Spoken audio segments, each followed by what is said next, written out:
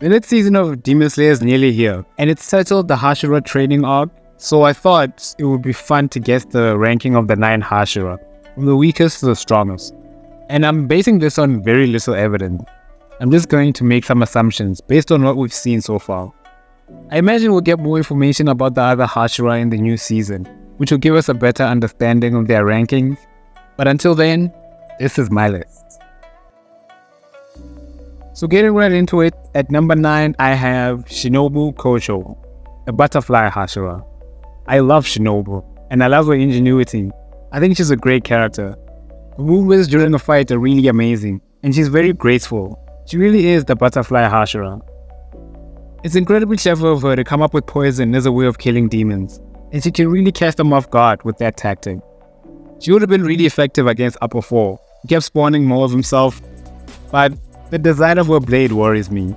I don't think she'll be able to launch powerful attacks or block powerful attacks. And if her poison is ineffective, I worry she won't have many other options. If a demon is somehow able to slow down the poison the way Tengen did against Gyutaro, I think she will be the one caught off guard. I don't think she'll do well in a drawn-out battle. I suspect that she relies on poisoning the demon early on during a fight to end it quickly. Even though her poison would have been really effective against Upper 4, I think she would struggle against the Upper Moon demons by herself. So I'm guessing that she's the weakest of the Hashira. But she is still a Hashira, which is no easy feat to accomplish. Next at number 8 I have Mitsuri Kanroji, the love Hashira. I like her bubbly personality. She's a very sweet and caring individual. I like that she's got so much love to give. The design of her sword makes it really dangerous to handle, not just for her, but for civilians too. But because of how skilled she is at wielding it, we never have to worry. She was really effective against Upper 4's most powerful form. She held her own and created an opening for the others to finish off the Upper Moon demon. Her blade makes her perfect for demons with mid to long range fighting styles.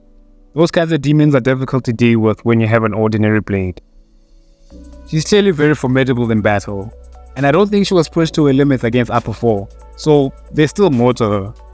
But my guess is Mitsuri is the 8th strongest Hashira. Now to number 7, and I would guess that the 7th strongest Hashira is Tengen Uzui, the sound Hashira, the flamboyant ninja. His dual blades are really cool, and the chain is a brilliant touch. He has great reaction time. He went straight for Gyutaro's neck as soon as he emerged from Dalkin's back, which shows his decision-making abilities and battle instinct. He did not have an easy opponent in Gyutaro, who I would guess is Upper 4 level by himself, and the poison made him even harder to deal with. But Tengen demonstrated the strength that is required in order to beat the Upper Moon demons. He is incredibly tough. To be able to keep fighting an Upper Moon demon after getting poisoned and losing a hand shows just how tough he is. And it's crazy to put him at number 7, all things considered.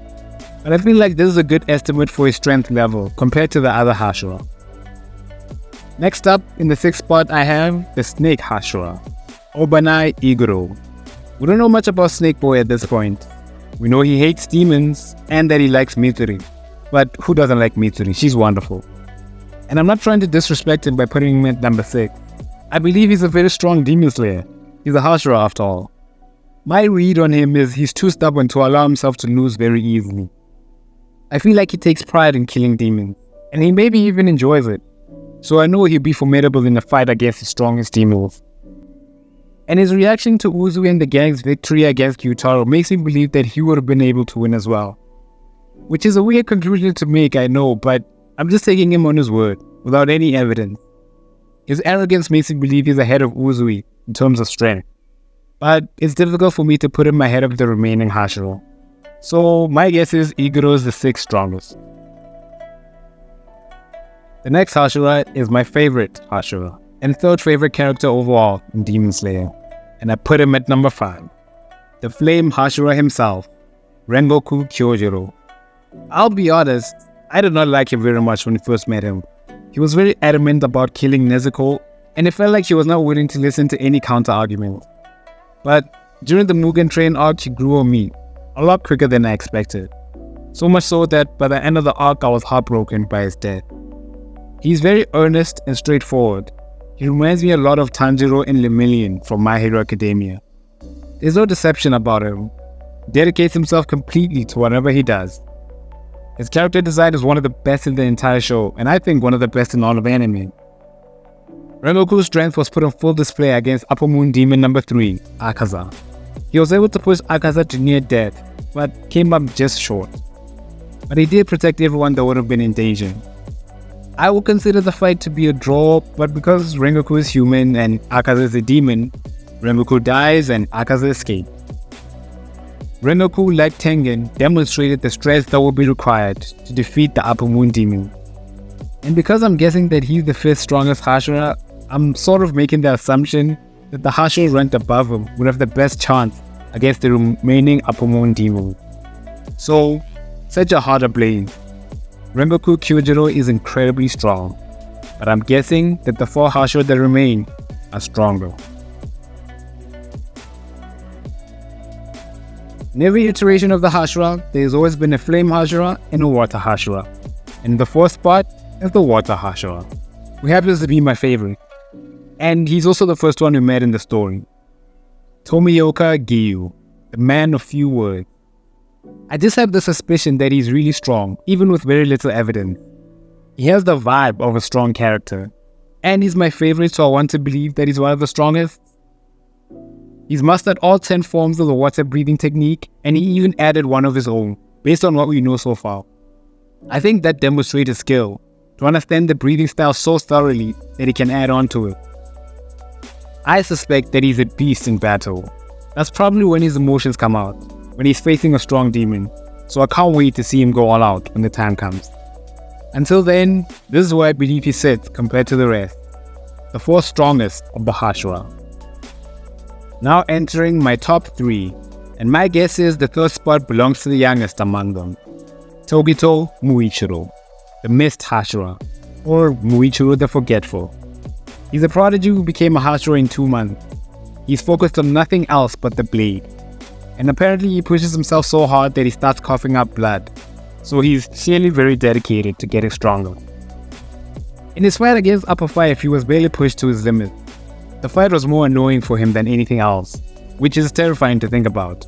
To know that he could fight and defeat an Upper Moon Demon without having to go all out, even when the demon was in its strongest form. Clearly Muichiro is an absolute beast. I don't think he's the strongest though. I think the 2 Hashira that remain are ahead of him, but he's still growing, so it'll be interesting to see how much stronger he can get. Now only 2 remain, the Stone Hashira and the Wind Hashira. So I'll reveal who I believe the strongest Hashira is. At number 1, I have Sanemi Shinazagawa, Wind Hashira, which means the number 2 spot is occupied by the Stone Hashira. I'll start with him, Gyomei Himejima. We don't know much about Gyomei. We know that he feels very sad for demons, and he's ready to kill them all in order to put them out of that misery. He has a very interesting weapon for fighting demons. I'm interested to see how he implements it in a fight. Just by his size alone, we can assume that he's very tough. Though I am curious about how well he moves, because big guys are not typically quick on their feet. He seems like the type of character that would dodge attacks while praying for the demon that is doing the attacking. He does not look like he would struggle against most demons. I think Upper 1 and 2 are the only demons that will make him sweat. Even though we know pretty much nothing about him, I suspect that Gyomei is top 2. And that leaves only the Wind Hashira, who I believe is the strongest. We got some insight into his backstory through his brother Genya. His mother was turned into a demon and he had to kill her. So now he hates all demons with every fiber of his being.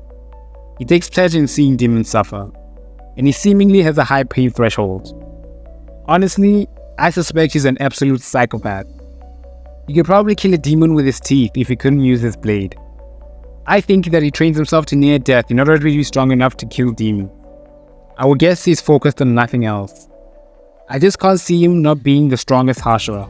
I feel like he would be insulted if he thought for a second that there was a Hashira who was stronger than him. So out of all the Hashira, my guess is that Sanemi is the strongest. And I believe he'll go toe to toe with Upper 1. And he would stand the best chance of winning. And that's my list for the Hashira, ranking them from the weakest to the strongest. What are your thoughts on it? And what does your list look like? Leave it all in the comment section. And no spoilers from the manga. I'm Zeratoni, and I'll see you in the next one. Remember to subscribe.